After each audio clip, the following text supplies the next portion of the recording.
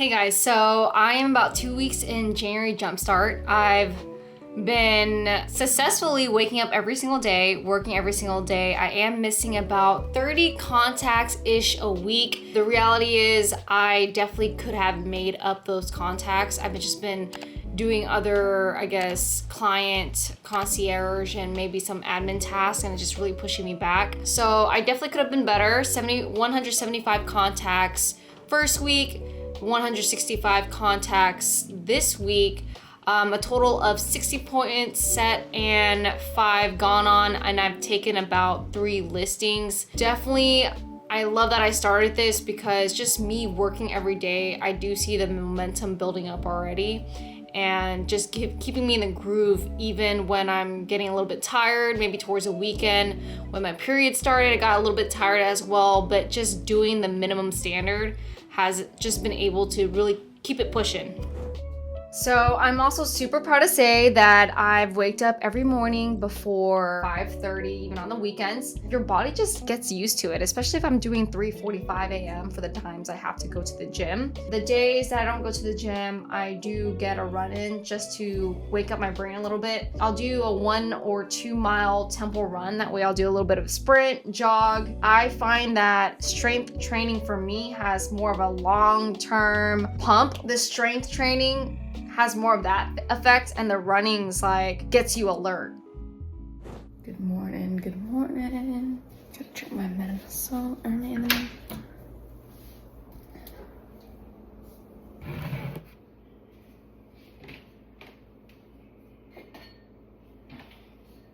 Let's go check my water while I wait for my husband to finish pooping. This right here, when you poop, this right here is a sauce.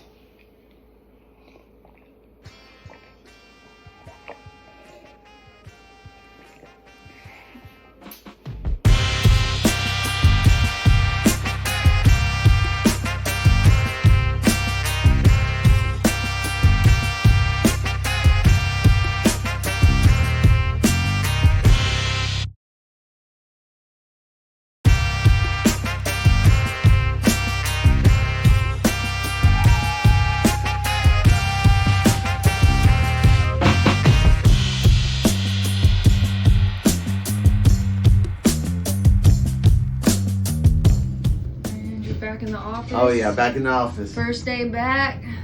First day bike. Oh, this is gonna be my first time seeing it. I'm so excited. Who, DP? No, me. Oh, yeah? It's not done yet. Look, I told you. No, you're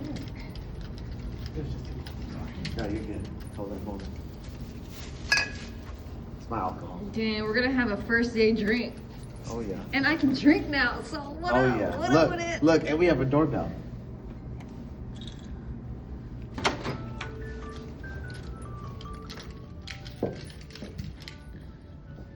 And here it is. We got the printer.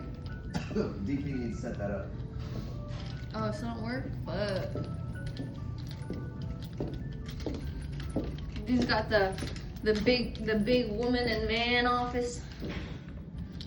Let me show you where your desk is, DP. Let me show you where your desk is at. Where's the prospect? Huh? The prospecting area. Right here. Need there. Those desks right there are standing desks. It's gonna go on the walls over there. So my life as a real estate agent, it's not as exciting as what you may see with other real estate agents. I'm mainly focused on listings, so my week is pretty monotonous. Most of my time, I'm really on the phones or practicing my skills. I'm spending all my time calling for 4 to 6 hours a day, either circle prospecting for my listings or calling other expireds and other lead sources. The other 2 hours I'm role playing. In the morning I have a role play session with a colleague. That's for 30 minutes. And then I hop on another breakfast club. That's where we go really high intense with my coach for another breakfast club. That's like another 30 minutes of role playing. Right? Okay. Like that is like, you're you're giving me process and something that I don't want, rather than what that process results in.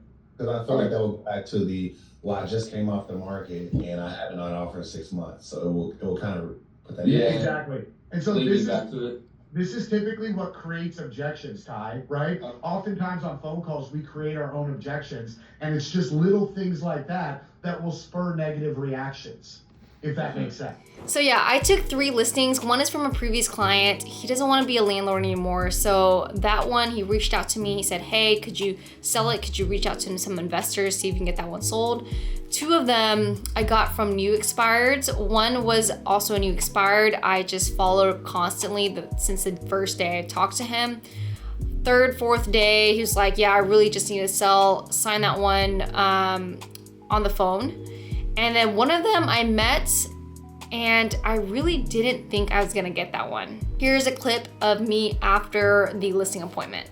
Okay, I just got out of another listing and appointment. I should have planned, man, I don't know if I should have planned this better, but it was really close to my prospecting time, but he really needed to sell. So I met him out there around like 12-ish.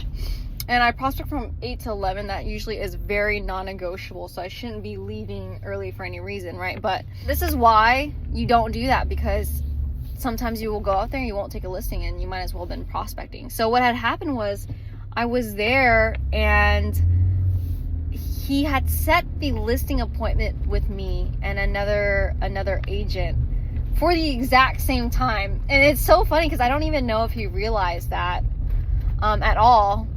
I don't think he realized at all, because when he came in, he looked very flustered as well, and he said, I have never been in this situation, like got caught red-handed or something. And I'm like, hey, no, it's okay. What we're gonna do is we're gonna go looking over the marketing strategies, and then you can ask your questions, marketing data, and then you can see, you know, which person you want to choose. It got really awkward though, because he was like, let me just show this agent around real quick. I went through my listing presentation. He tried to stop me like every 10 minutes to say, hey, just send me some data. But, you know, I kind of sat him through it, because it's one of those things, like, you can't always just be brushed off, because there's nothing that would make you stand out or make you an aggressive at selling the property if, you know, I said nothing but, oh, let me send you the property. So I kind of like had him sit through like 30 minutes of like the entire presentation, went for the close. You know, it was just awkward at the very end, because it's like, oh no, well, let me talk to her first. Like she's standing right there, and she was kind of standing, well, she wasn't even standing behind us. She was on the stairs, and she was upstairs, so she's listening to this whole presentation. It was really awkward, but I'm like, no, there's no way I'm gonna get rushed through this. I'm here. Kind of mistake you made doing this twice. We're gonna go through this whole thing. But man, after that, like, he was just like, no, like, don't be weird, let me cut this. I mean, I have to give her the time before I have to leave in 30 minutes.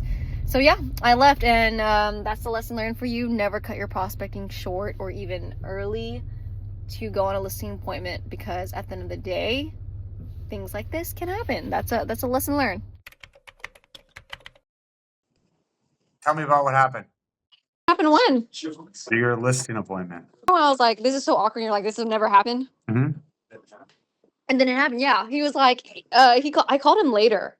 Well, actually, I sent him more information. I was like, this is what you can expect when working with me, and like, this is the steps we're gonna be taking after you take the listing. And then I said, hey, you need to check this out.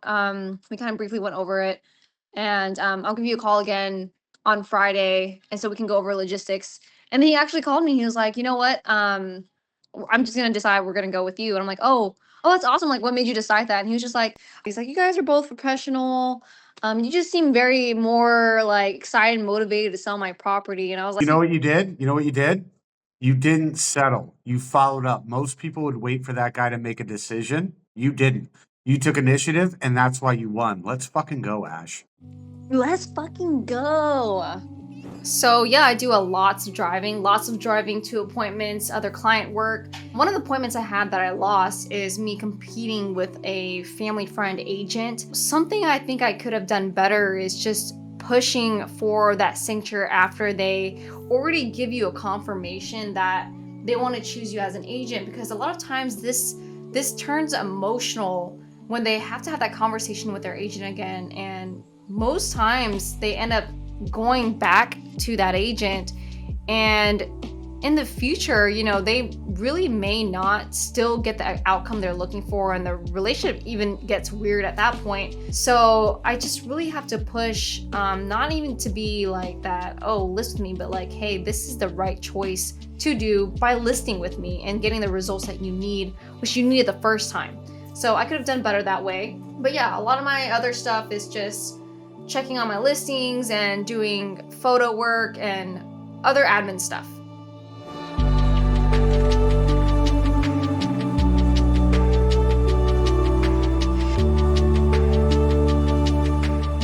Coming by to check on my rental listing, make sure everything is still good to go. Said that he's a truck driver. We just want to make sure everything is safe and secured and cleaned up, and we should be good to go. Got some showings in Baytown today. My coaches would be so proud because I'm using my broken Vietnamese to help more clients out there. On the weekends, I do my absolutely best to schedule all my appointments during the weeks and showing during the weeks. Of course, I know it's real estate. A lot of people really only have time to see properties and or meet with you over the weekend. I do accommodate for people who need to see me over the weekend, but I honestly really just love using my weekends to plan for the upcoming week, do all my video recordings, set up tasks for my VA to do all the other stuff that I'm constantly doing over and over, like posting on social media, making weekly newsletters, things like that. I just love the time to myself, not have to talk to anyone else during the week. Just have a chance to do some deep work without interruptions.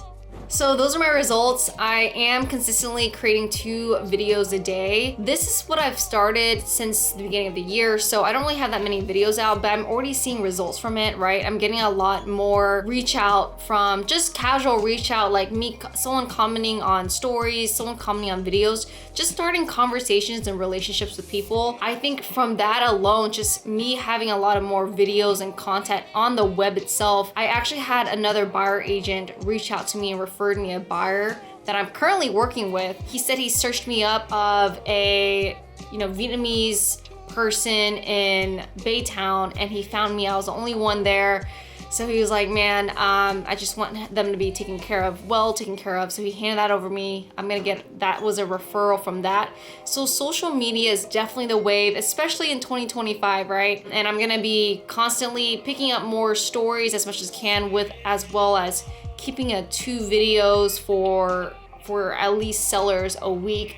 Whoops, so my camera just died right there. But anyways, yeah, I'm gonna continuously push out short videos, short and long-term content for YouTube.